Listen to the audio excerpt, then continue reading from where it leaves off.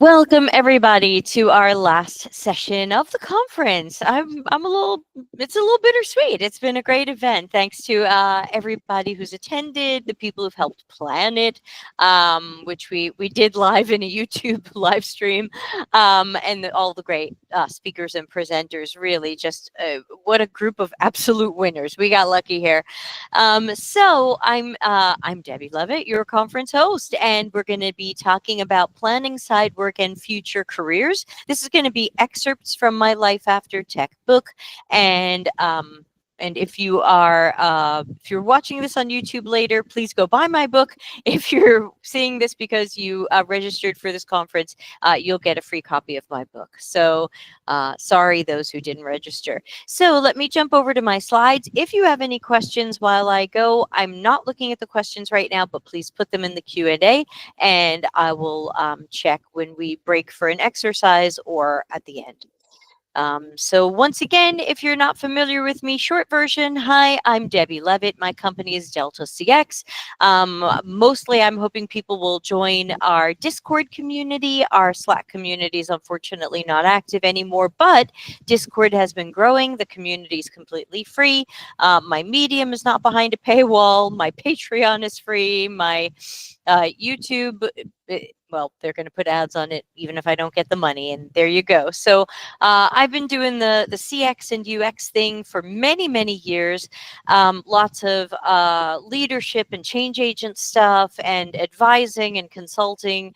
And people call me Mary Poppins, but this presentation is about what happens if I'm not that anymore?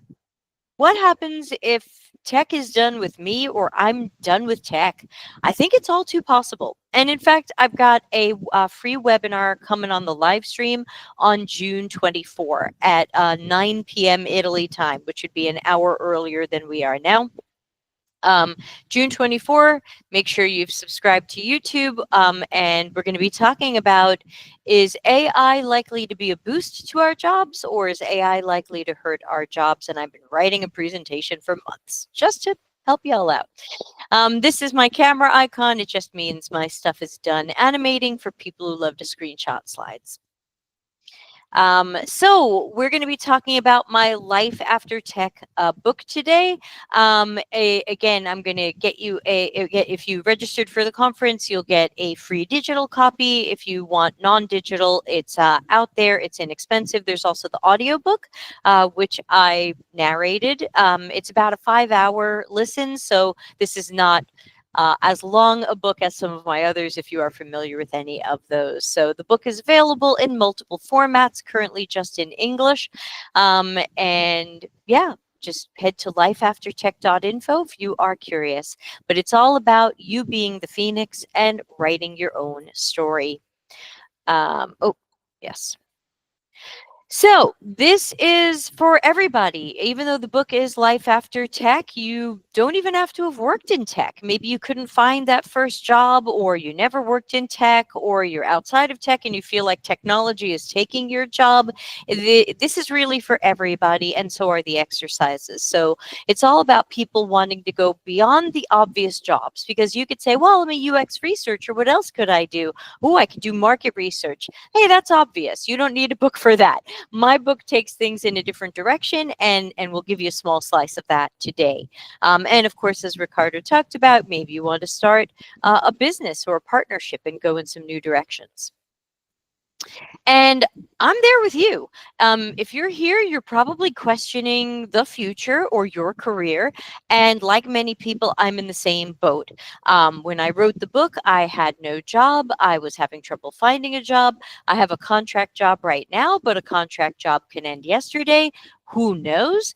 And we all know it's very hard to find work. So since I wrote this book, which was last July and August of 2024, I have been trying to just go in a bunch of new directions all at the same time to figure out where I want to land. You can go in one direction, you can go in a bunch of directions. There's no wrong way to do it. I think as long as we are looking and trying, that's really the key. And maybe life after tech for you is staying in tech or changing how you approach tech or things like that. It's yes to everything. The book does not say you have to quit your job. The book does not say get out of tech. The book just says maybe you're looking for a little bit of introspection and some career direction. So ultimately, I believe that most of us will live longer than technology will be our careers. I think there's just too many things working against us right now. So I think it's smart to plan what's next. If you are employed right now, that's awesome. You might have a little bit more headspace and a financial cushion to feel like it's a safe time to plan. If you don't have a job right now, you might be in a more negative headspace with a poorer financial outlook, but you can still plan and take some action. These planning may cost you nothing. Taking action could cost something, but always best to plan as early as possible. I want us all to be in the first wave of smart people planning and taking action because 2, 3 years from now, I think people are going to have fewer options as we're seeing jobs continue changing in ways we might not like. And again, as I mentioned, you don't have to quit your job. You don't have to leave tech. People have sometimes seen the book and said, why are you telling me to quit a job I like? I'm not. So I'm working in tech. So, and I'd like to work in tech, until I can't. So it's all about planning and figuring out some new directions. Maybe you make a big change now. Maybe you try something small now. It's your story and you get to write it, and there's no wrong way. I also want to remind everybody that you didn't do this to yourself. There's a lot of stuff that we see on, especially on LinkedIn and social media, that make it sound like all these crappy corporate decisions are somehow your fault. You didn't cause this. You can't fix it. You didn't cause your own layoff. You didn't cause somebody else's layoff. And the problem isn't that you don't have enough versions of your resume, or you didn't hire the right resume writer, or you didn't make a good enough cover letter, or you made yourself obsolete, you're not using the right tools. All of this gaslighting, I don't buy it at all, but I know a lot of people are, and they're going, oh my gosh, what course do I have to buy, or what do I have to do, or oh my gosh, I'm blocking my own success, I'm not using ChatGPT enough, or oh, we were just all overhired. A lot of this stuff is just gaslighting, and the people who are saying it don't understand, or they're willingly ignoring the root causes. They're acting like your job gave you all of the time and money and flexibility and empowerment and opportunities you could have wanted, and you created your own failure. So these voices get likes and shares and Substack subscribers, while basically gaslighting us that we did this to ourselves and that we can fix it, which again is going to be part of my June 24 broadcast. I'll just take a quick look if that question is something I need to answer now. Right, it was McDonald's or Starbucks were blaming people for not going there as often. Well, sure, if you were going to Starbucks because it was near the office and now you don't have a job, you're not going to Starbucks so much. That was my hypothesis.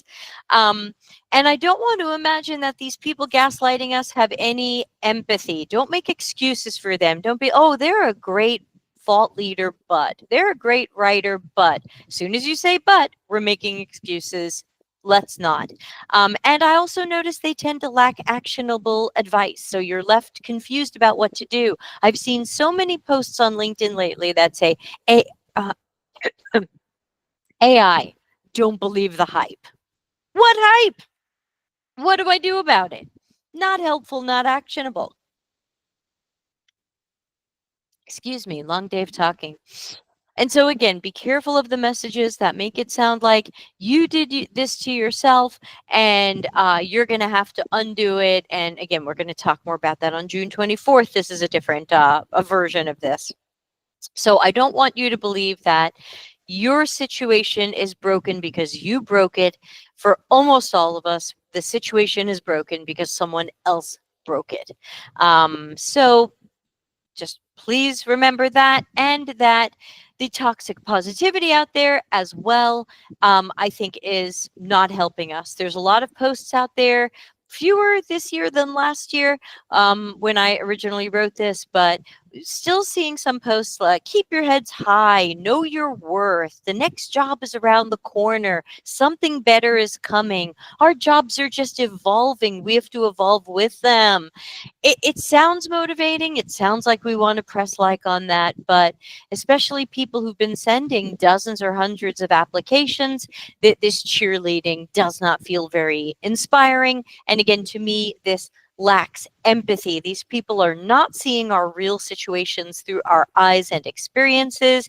And again, their advice tends to be non actionable and can even contribute to mental health issues, as Seth talked about earlier today, because we then get even harder on ourselves for saying, why aren't we seeing all the sunshine? Why aren't we seeing all the good? Hey, it's tough sometimes to see the good, and we still have to push through. So remember that we don't have to press like or share on these toxic people and toxically positive people or anybody blaming you for the situation you're in or making it sound like your layoff or unemployment is your fault. So put on your oxygen mask first and protect your headspace. So, pulling from the Life After Tech book, I created a model that I like to call the Phoenix Flight Plan. And here's what it is. In chapter 4 of the book, I introduce the overview of the Phoenix Flight Plan, which has 8 key phases. And we're going to do a few of these today in some exercises. So, about half of today will be me talking, and half will be some exercises. So, number 1, core personal qualities. You have a set of unique qualities, and our exercise will be to list the ones that easily spring to mind and unearth some deeper ones. Number 2, sense of reward.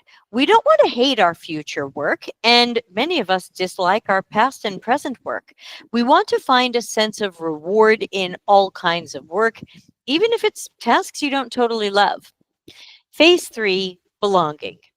More than an HR buzzword, belonging is a sense of community, connection, and harmony. But note, you might be finding it outside of work. You don't have to find your sense of belonging at work, but you'll probably want to find it somewhere. 4, grounded goals. Messages about your work having to be your passion or life's calling tend to keep us chasing or waiting for or working in jobs that are never quite right. We might have unreasonable expectations. So in phase 4, we dump fake ikigai, which is my next slide, and we examine the standards our work areas need to meet or exceed. 5, potential work areas. With the previous phases and their exercises as groundwork, we'll brainstorm which general types of work we might shift into. And I'll tell you some of mine so you have some examples. 6, check for matching. This is a checkpoint exercise where we're going to examine which work areas best match us and are likely to be most viable. Because when I wrote the book, I put a whole bunch of ideas of things I could go into, and some of them were truly terrible ideas, and I had to narrow things down. Phase 7, work area specifics. With work areas, we start very general. With work areas narrowed down, we'll brainstorm more specific job possibilities and entrepreneurial adventures that can provide a part-time or full-time income. And phase 8, scenario planning. Should we invest in upskilling? Where should we live? Could our own business cover some or all of our monthly expenses? Considering different options and scenarios, we'd create personal budgets and optionally entrepreneurial budgets.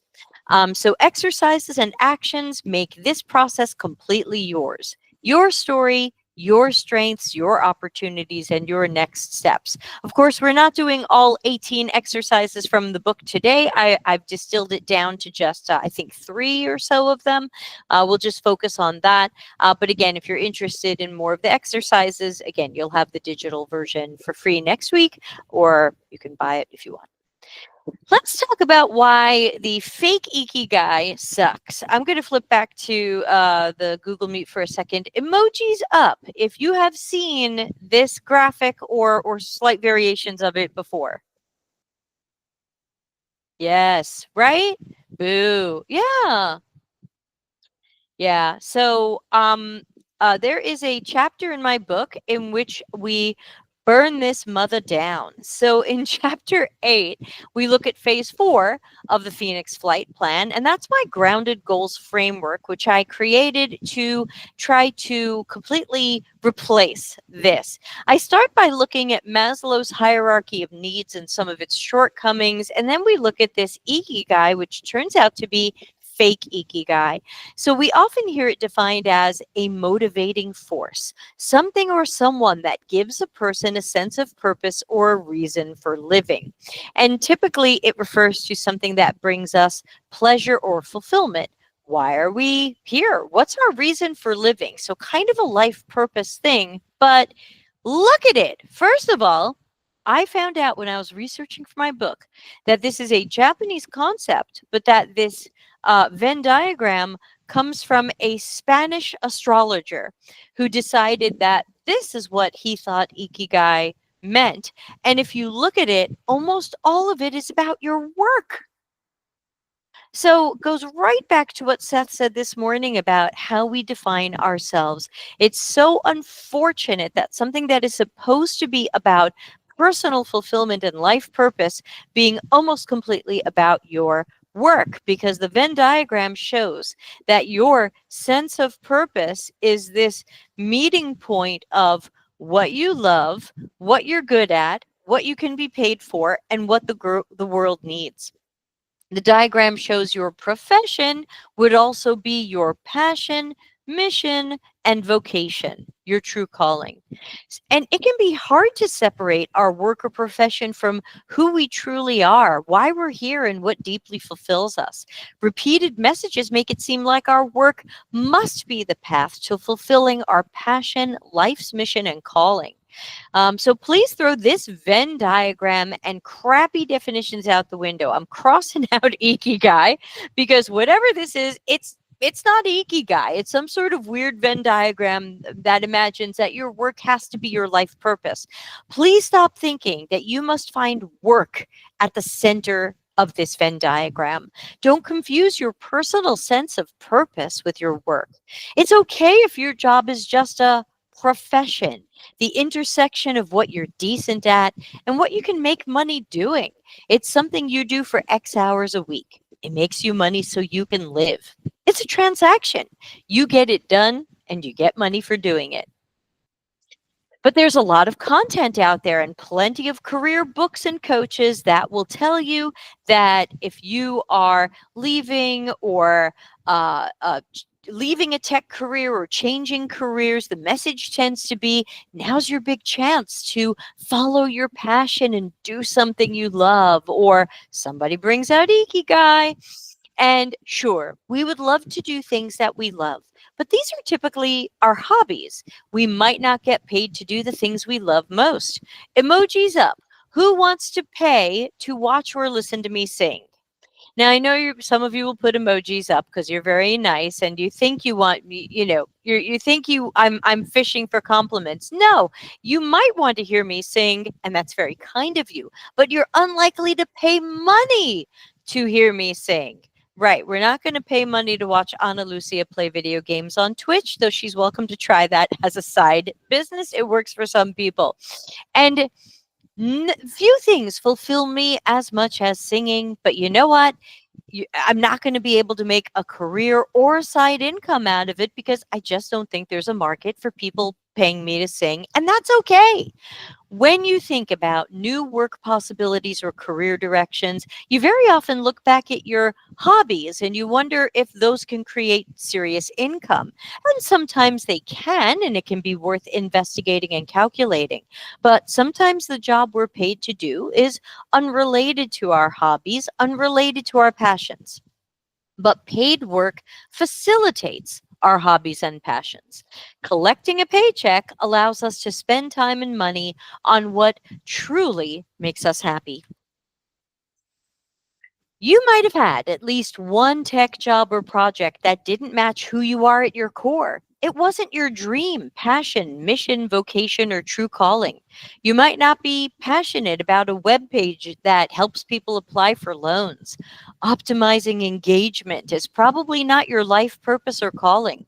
Nudging people to use an app more might not be aligned with your personal mission. What gets you up in the morning and makes your life sing might not be improving trucking and logistics software. And you did the work anyway, as best as you could, and you collected the payment for that work. You found something you could hold on to that told you that you were doing the right thing or something good for somebody. It's great when we're passionate about our work, but your work might not be your passion, and your passions might not be satisfied by your work. Any Mystery Science Theater 3000 fans here?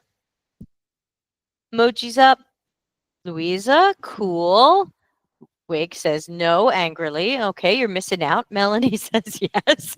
No, because you're against them, or no, because you have no idea what I'm talking about. That's such an angry capital no. I I, I have questions. Um, anyway, if you are a Mystery Science Theater 3000 fan, you might remember this screen capture from one of my favorite episodes. Who knows this one? I Accuse My Parents. Does anyone know? Is it just me? Does anyone remember the I Accuse My Parents episode? Cricket, cricket. Okay, that's fine. Go see it. They're putting them all on YouTube for free, so you can enjoy that.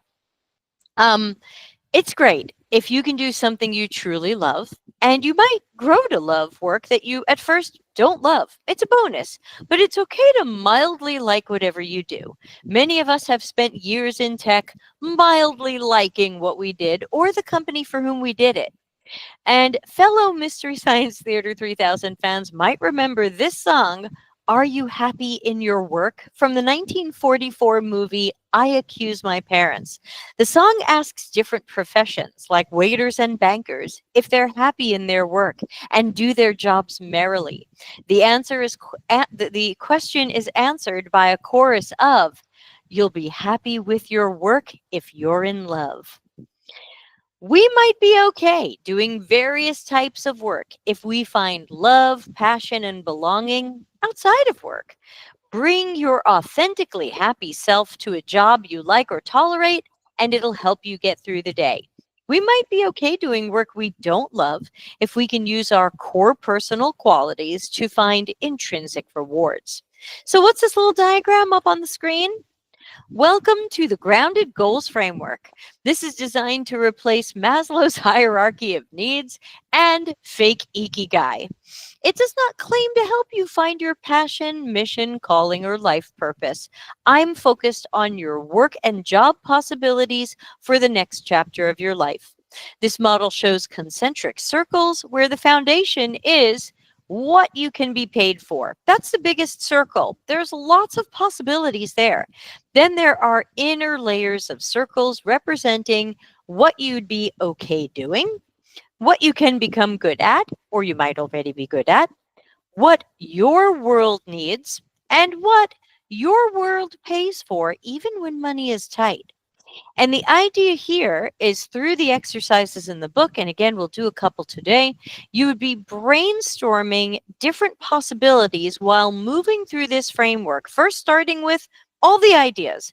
Go for everything. Maybe you'd like to be a water resource specialist. That's a little callback to something that was in the book, which I'm not going to be. But I think it was Google's Career Dreamer AI suggested I be a water resource specialist. Sure, put it on the list. And then we're going to be narrowing down through this framework.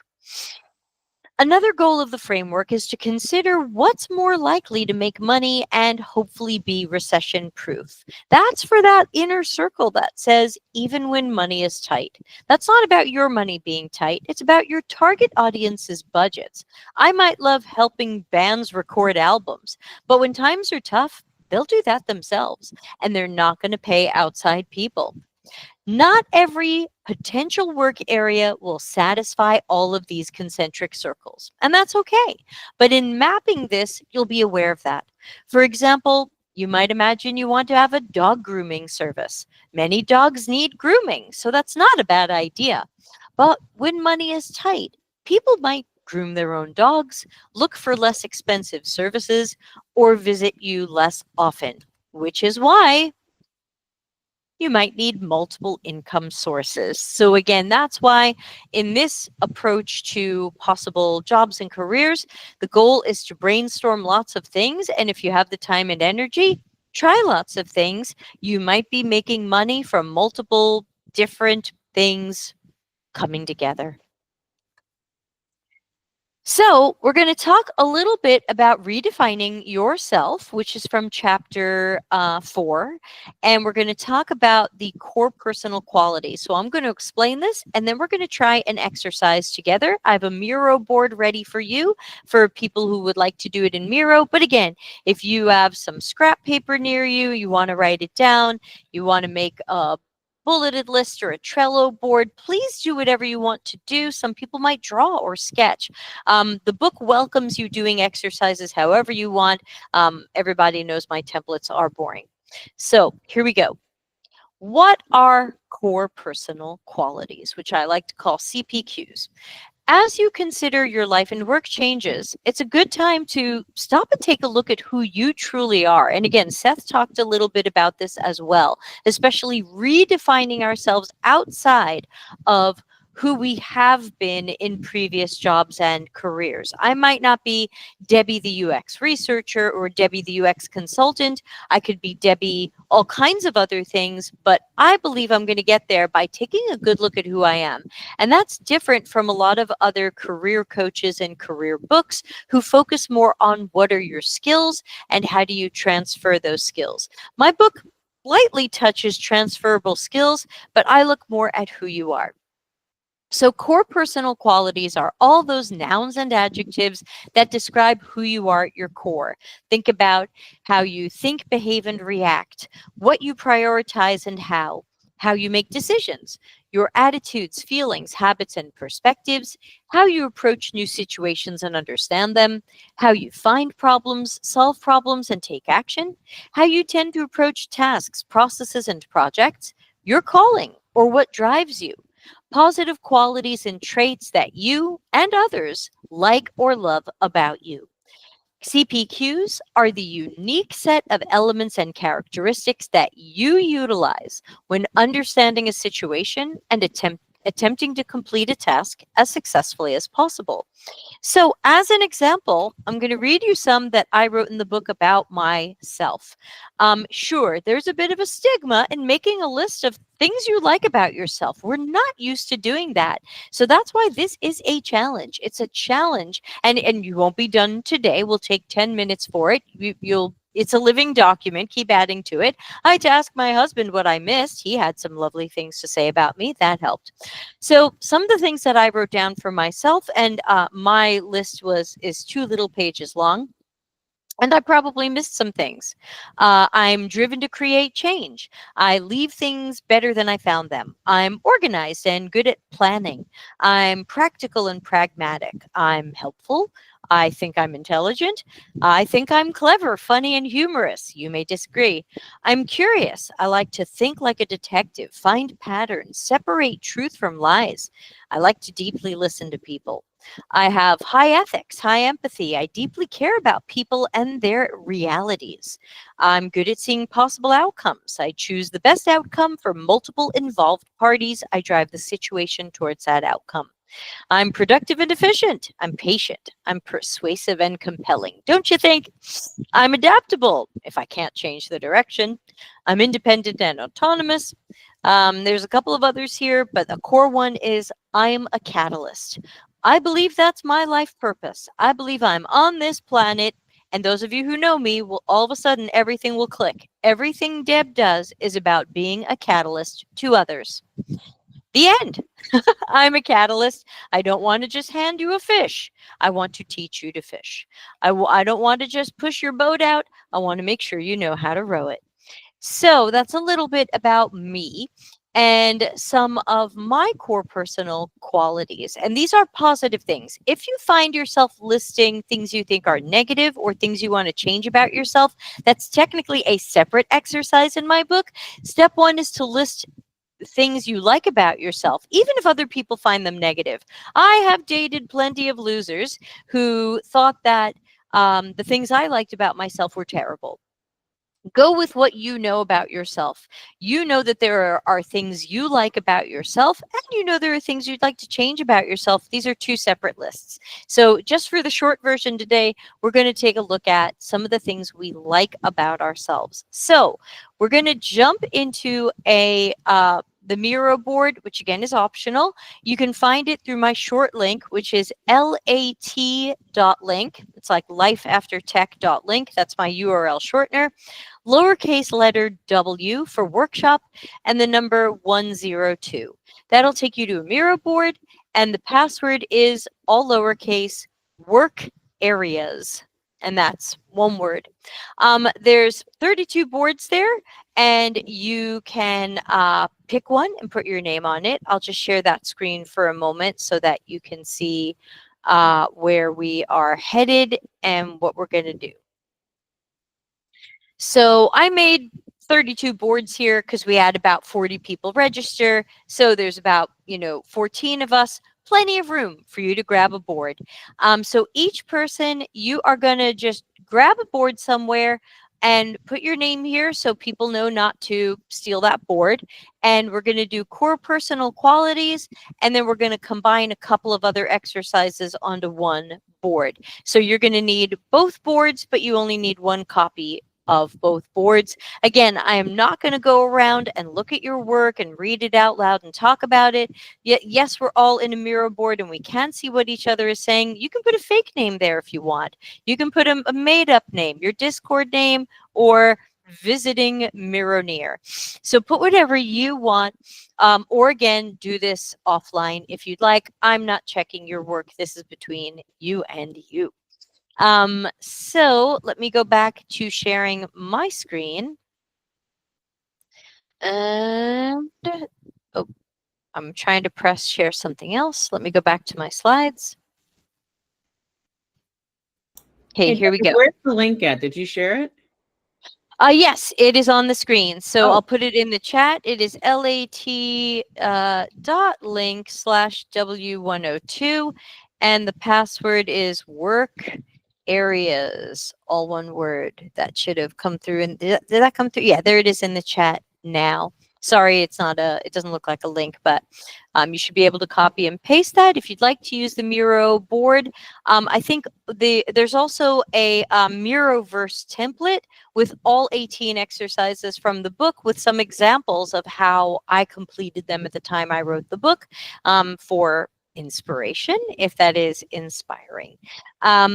So here's what you're going to do. We're going to put, just say for now, because we've got an hour left together and there's more exercises, more to talk about. So let's say we put 10 minutes up on the clock, and you're going to take a look, put as many sticky notes there as you like. This is not the time to be modest. Now is the time to say, you know what? I've got some great qualities. There are things about myself that I like. There are things about myself that other people like. They might be weird. They might be quirky. I had someone say to me, I go down rabbit holes when I research. And I said, do you like that about yourself or not like that? And they said, most of the time I like it. Sometimes it works against me. Hey, put it down. That could be a good quality and something that could help you later. So it's about looking at what aspects of yourself create a feeling of pride. What do friends, family, or coworkers like or love about you? How would people close to you describe your positive core personal qualities? Remember, we're not talking about job and skill words. So you're not writing, I type fast. You're not saying, I'm a good researcher. We are talking about ourselves as humans, unrelated to any particular job. You'll even notice in mine, I said, I enjoy being curious and asking questions. That's related to research, but it doesn't have to be. So go below Do we need to use post-its? Can we type in a text box? Again, I'm not checking this. This is yours. So you can do whatever you like. You can put shapes, you can do post-its, you can do a list, you can do a mind map. This is yours.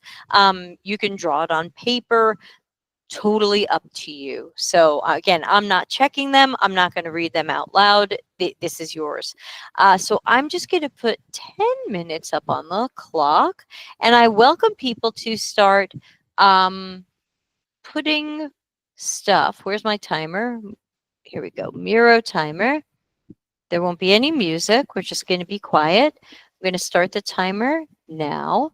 And if you have any questions, just put them in the chat and I'm happy to answer them.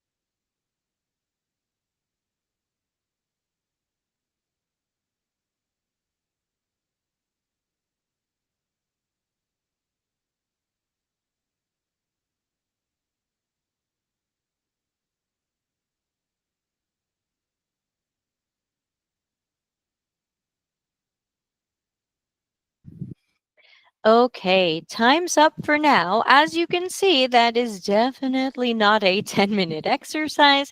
That's something that we want to keep coming back to over time and add to it. I also wanted to quickly remind everybody, let me just switch my screen share for a moment. Just want to quickly remind everybody that, again, there are 18 exercises. You can find the Miro board for all of the exercises at lat.link/Miro-exercises. It's a Miroverse template as well. And each template has a set of some examples of my answers just for any possible inspiration, though you're welcome to ignore them. And then the bottom set of templates is blank so that you can put in your own things. Also, at the very top of the page you're on now, because that's where I am, we're at the top of the page, there's the Phoenix Flight Plan if you want to refer back to it. And there's also the Grounded Goals Framework if you want to refer back to it. So those are on the page you're on as well. They're just at the top. Okay, any questions or thoughts on this before I continue with the slides? I'm happy to pause and take questions.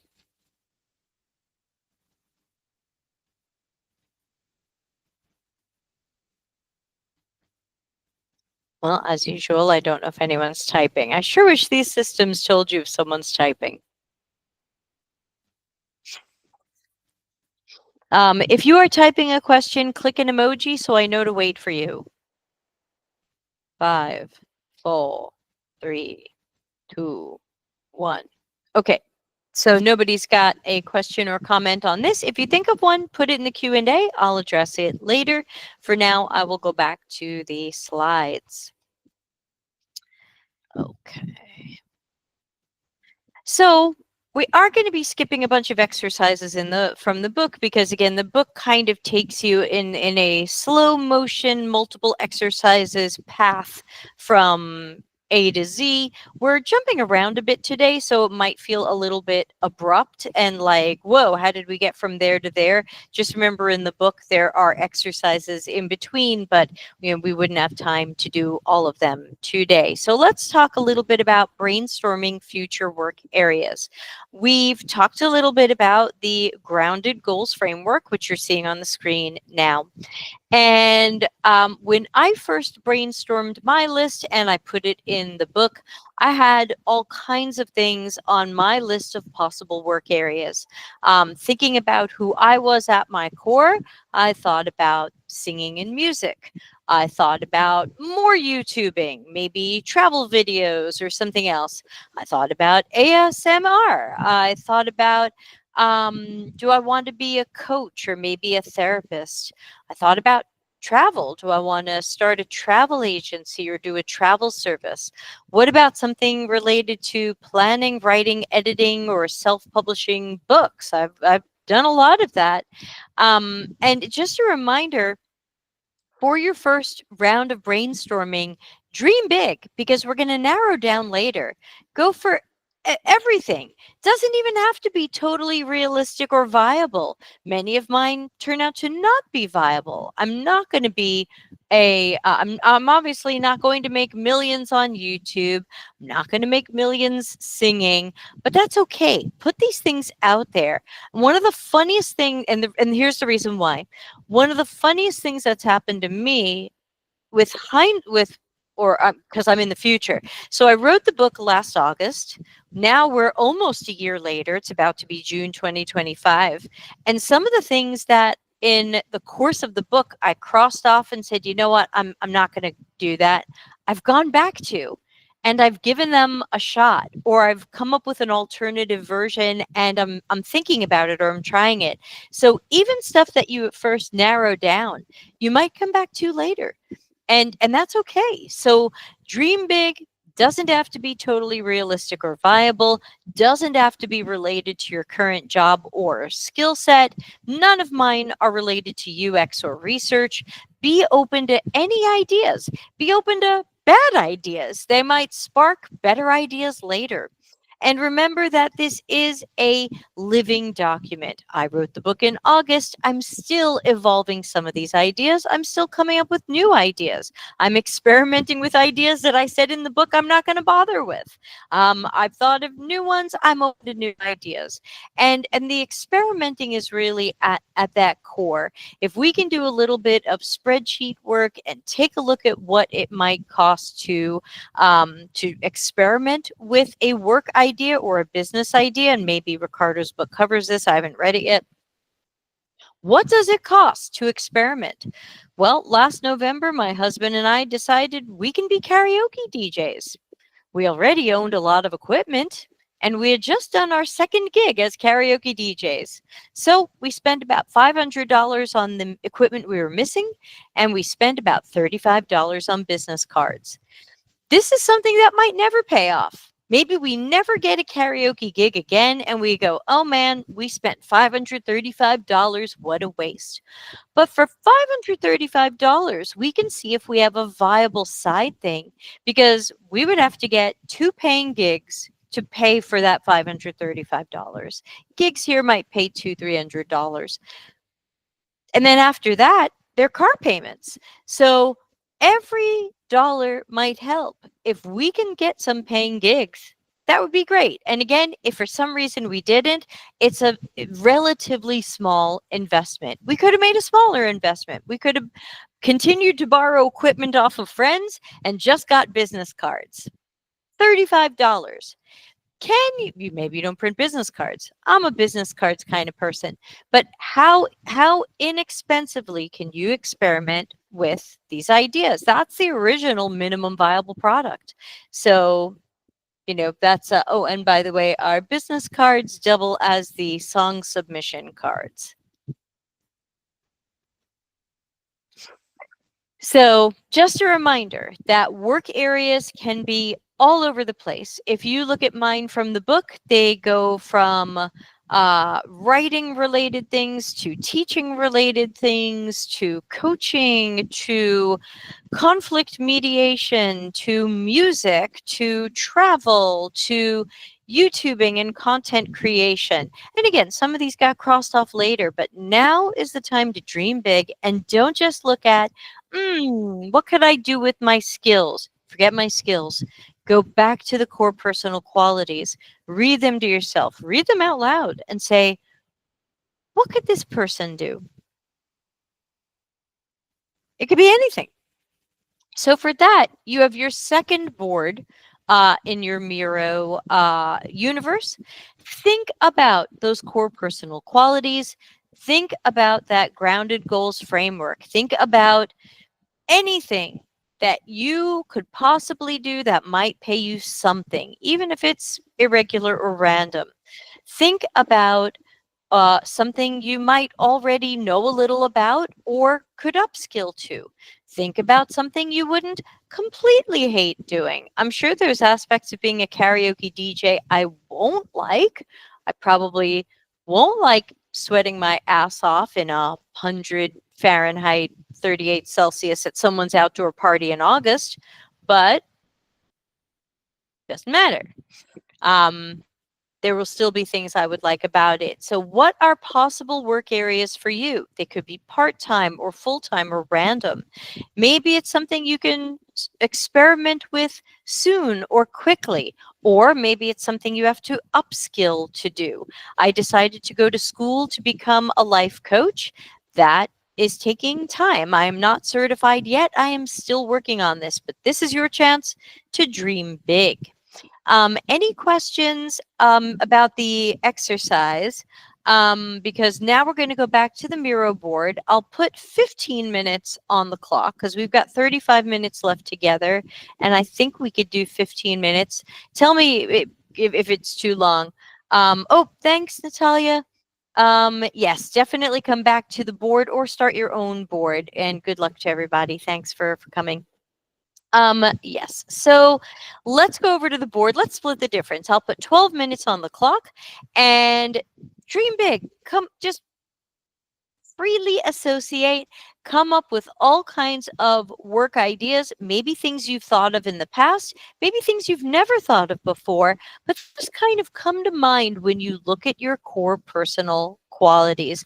Imagine you're helping a friend think about possible work areas. You don't care about their skills. You're looking at this list of qualities and you go, oh, what if you could do this? But just go for it. Put it all down. It could be jobs you've left, it could be jobs you've thought about. Go, go, go. So I'm going to give you 12 minutes. I'm not going to check your work. I'm not going to read it out loud. This is your time for you. Use the board that says possible work areas, and then later we'll do a narrowing down exercise. Go ahead.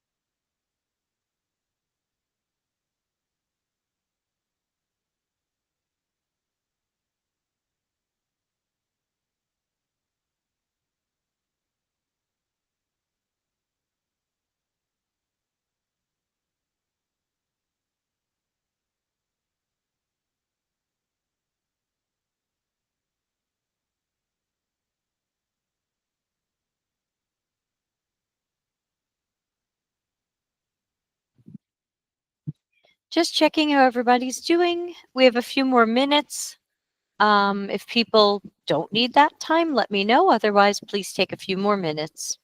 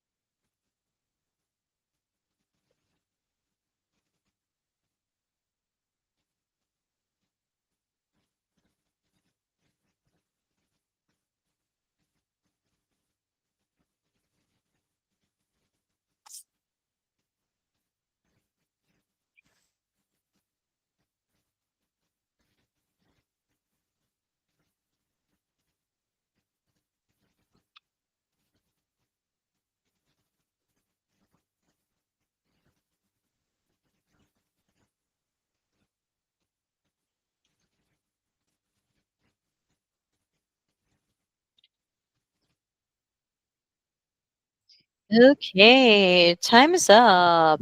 And again, I know these are kind of all chopped up pieces from the book. This will make more sense if you go through the book and do all the exercises in order. These are just some chopped up pieces. Any questions or thoughts about that exercise? Give me either unmute and talk or give me an emoji if you are typing a question and I should wait for it.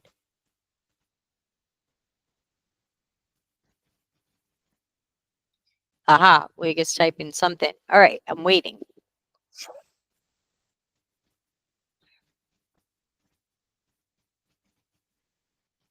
It's good but challenging. It is hard.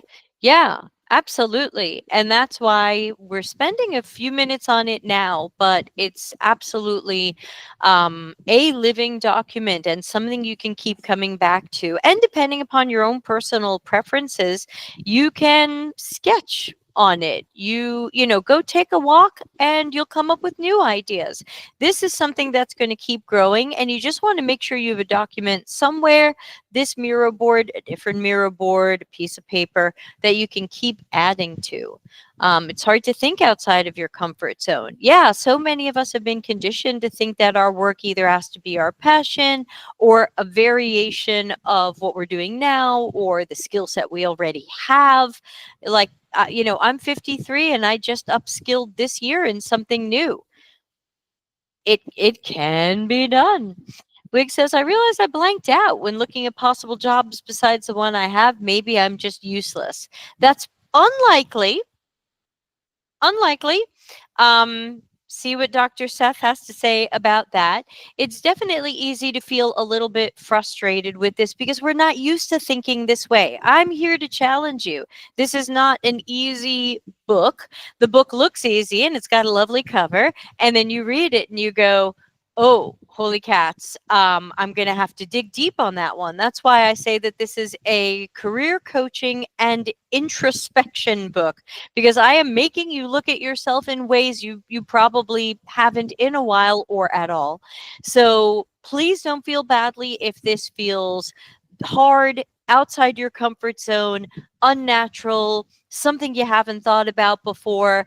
All of these are certainly they could be true, and it's just about you may in the 10 minutes. It's a reminder that workshops are not always our most creative time. Tomorrow you take a shower, you walk your dog, you pet your cat, all of a sudden you go, oh, there's this other thing that maybe I could do. You add it to your board. 2 days later, you take a walk, you go shopping, you do a thing, you go, oh, wait a minute, there's another thing I could do. Add to your board. This you're under no pressure to have the answer in the 12 minutes we just spent. Zach says it's hard to connect the traits to the potential work areas. I feel I might be too close to it. I've already gotten stuck on similar brainstorming. It's hard to have a fresh take. Yeah, for the work areas, depending upon what's going on in your life, we could always swap with each other. We've got the Discord community, and there's actually 18 channels, one for each of these exercises. You're welcome to share your work with the Discord community if you'd like. It's optional. But you could always say, hey, I'm posting to the Core Personal Qualities channel on Discord. Does anybody, what jumps out at you? Anybody have any ideas for possible work areas for these qualities? Go work with your partner, work with friends that know you well. I looked also back at how all through growing up, people told me, you should be a lawyer. You'd be a great lawyer. You'd be a great psychotherapist. You'd be a great psychologist. I started thinking about those things and why those people said them to me. And I realized I didn't want to be a lawyer or a psychologist, but is there a variation of those things that could match me based on who I am? Yeah, I ended up with life coach, and I ended up with conflict mediator. So, I think if you take some pressure off yourself and you just let it flow in the coming days. Like I said, I tend to have some of my best ideas walking down a country road or taking a shower. Catch yourself in a moment when you don't even realize you're thinking about it, and you might be able to make some fresh brain connections. Or again, bounce it off people who know you and like you. Okay, so we've got about 15 minutes left together. There's just a few more slides and one more exercise, and then we're wrapping up. So, again, looking back at the grounded goals framework, the goal there is to not only help you get away from the fake ikigai and the I have to work in an area that's my passion, I have to change the world. The book explores multiple ways to then narrow down the dream big list, but keep adding to the dream big list. And even if you narrow down, you might come back to it. And the narrowing down doesn't mean you don't do something. It just means you become aware of what might be easier to experiment with or lower hanging fruit. But hopefully you'll have a big list and you can start focusing on some better matches or what might be more viable or just where to start focusing your attention. And one way you can narrow down is to consider how quickly or easily you could experiment with something.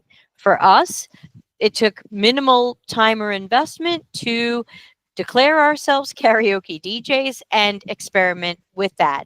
That was something I could start quickly because I had knowledge, skill, experience, and equipment. Some things I crossed off my original big dream big list included anything that required me to go viral or be wildly successful on YouTube. I just think that's really unlikely. The algorithm doesn't seem to like me. And if you saw my passive income presentation earlier today, then you understand how much work a YouTuber could be, especially compared to the income you might make. I also crossed off anything that would take years of education. I did end up going to life coaching school, which was a 6-month program and an additional 6 months of follow-up work. But the cool part is that while you do the program and while you do the follow up work, you are encouraged to start coaching and get in practice hours. So I'm at 52 hours of practice already, and once I get to 100, I can get certified, and that will hopefully open some doors. But I crossed off anything that would take years of education. So this was 6 months, and that felt pretty good. I also crossed off anything where I thought I couldn't afford the education. My life coaching school was greatly discounted for various reasons. The program is normally, I think, $12,000, and I think I paid four. So it wasn't cheap. There are cheaper ones, but I'm happy with the school I went to because it's the one my life coach created, and I trust her. So again, you can decide differently. You can say, I do have some money. I do want to put it into upskilling or education. I wanted to do something faster and cheaper. You might be more prepared for the time and expense of education, whether that's an advanced degree or a trade school or something else. So, one way that you can narrow down, and I've put some icons on the board for you to copy and paste, is no investment, some investment, and high investment. Those might be ways that might help you narrow down. It doesn't mean you don't do something that's high investment. It just means that it might be something you might not be able to experiment with soon, and you would have to invest more before you could try it out, which of course comes with some risk. And of course, not everything's going to satisfy the even when money is tight stuff, but it's good to be aware of that. For example, for me, I realized that life coaching might be something people pay for when they have a job and they feel like they have money coming in and they feel like they want to spend it on personal improvement. Life coaching may be something people cut when they don't have a job or their job is paying less.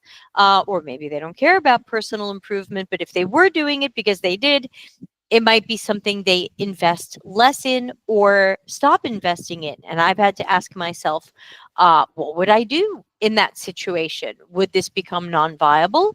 Could I lower my prices?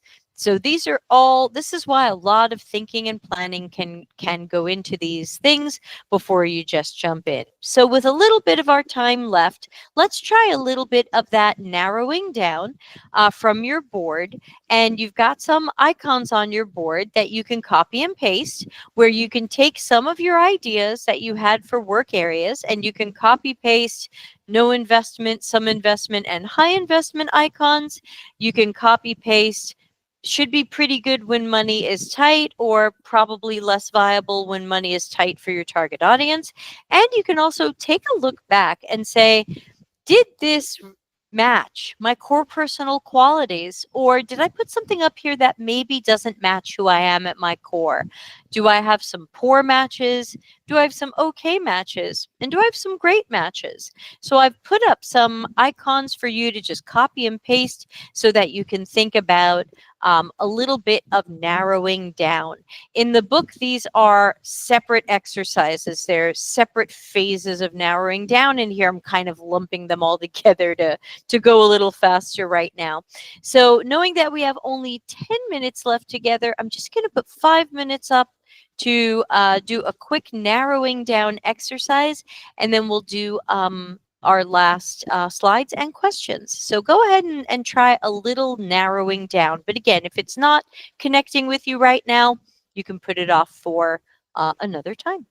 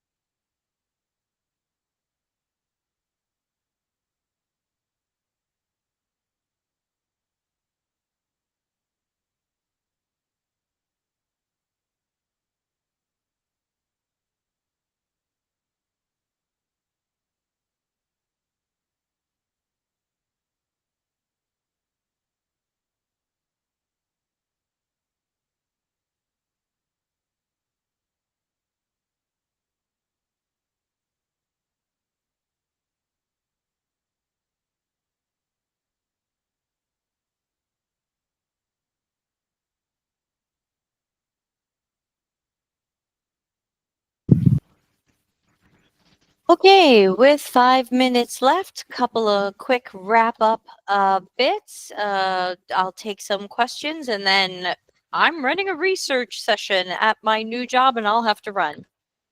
So, just a reminder that the Phoenix Flight Plan and the Grounded Goals framework are core parts of the book, but you've just learned them. So, again, buying the book is optional.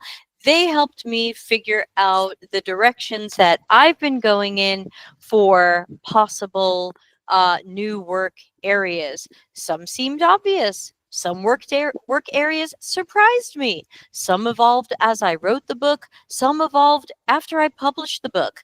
I don't have it figured all out. My story is still being written, and so is yours. And just a reminder, if you're not already, oh, that's an old link, dcx.to/Discord. I don't know if that will take you to the right place, but maybe. If not, you can just go to the Discord link on the lifeaftertech.info website. That's an old link. So yeah, you're welcome to be anonymous on Discord. I think that's one thing people like a lot about it. We're talking about personal things and feelings, and we're talking about work stuff and anger. And so the community is there for anywhere that you are on life and work paths. And again, we've got channels for book exercises, though people mostly don't use them, but you are welcome to use them, even if you don't see other people using them. And that is it. You can also check out my um, books if you're interested. As Seth mentioned this morning, I am doing coaching, and as I mentioned, I'm doing coaching. For the life coaching side of things, my first two calls are free. You can learn more at deltacx.coach. So with that, I will stop sharing and see if anybody has any last questions.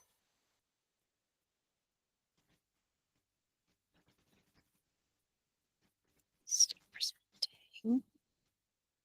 Okay. I don't see any questions. Now's your chance. If you have any questions, please ask them. If you come up with questions later, many of you know how to find me. You might have my email address from some of the things you've received from the conference. I'm shy. Yes, you're very shy. Interestingly, I didn't find I had any great matches. Yeah, and again, even if you don't have a great match, you can still experiment with stuff. Maybe you have something that was an okay match, or maybe you have something that still appealed to you, even if it seemed like something that might get narrowed down right out. Like I said, things that I narrowed down in my book and told you I'm not going to do, I'm now trying. So, narrowing something down or isn't necessarily eliminating it. For me, it ended up deprioritizing things, and then some things I kind of went back to. Though I am not going back to hoping to be paid to sing, I still think that's unlikely. And I'm not going to try to be a viral YouTuber. I still think that's unlikely. Any other thoughts or questions?